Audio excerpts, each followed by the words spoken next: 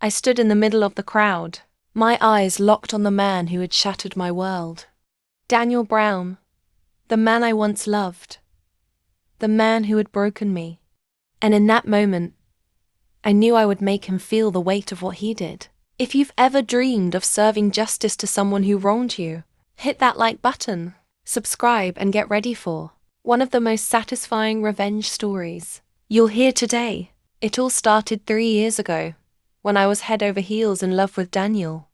He was charming, successful, and made me feel like I was the only person in the world. But behind closed doors he was different.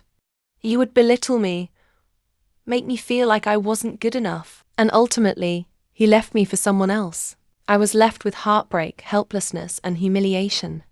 I felt like I'd lost myself, like I was just a shadow of the person I used to be. But I refused to let him break me. I picked myself up, dusted myself off, and started rebuilding my life. I finished my studies, joined a top company, and slowly my life transformed. I worked hard, I worked smart, and I proved to myself that I was capable of achieving greatness. And through it all, I never forgot the man who had wronged me. I never forgot Daniel. Years passed, and I received an invitation to a high-profile event. I walked into that room and my eyes locked on Daniel. He was standing on stage, accepting an award, and I knew it was time for me to take back what was mine. My dignity. I walked toward him, slow and steady, fearless as if every step was a verdict. "Emma? Is that you?" he stammered. I smiled, but my eyes were ice. "Yes, Daniel. It's me. The one you said would never be enough." I told him everything I had been holding back.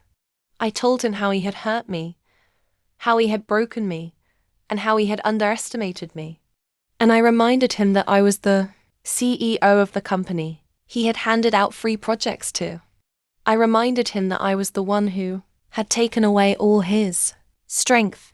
Daniel's face crumbled, and for a moment, I saw the man I once loved. But that moment passed, and I knew it was time for me to leave. I walked away, and the rain began to pour. But this time, the rain fell only outside, not inside me.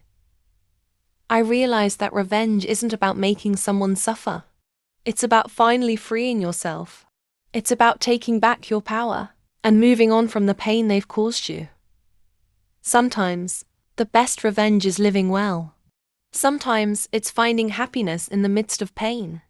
And sometimes it's knowing that you've made the person who hurt you realize what they've lost.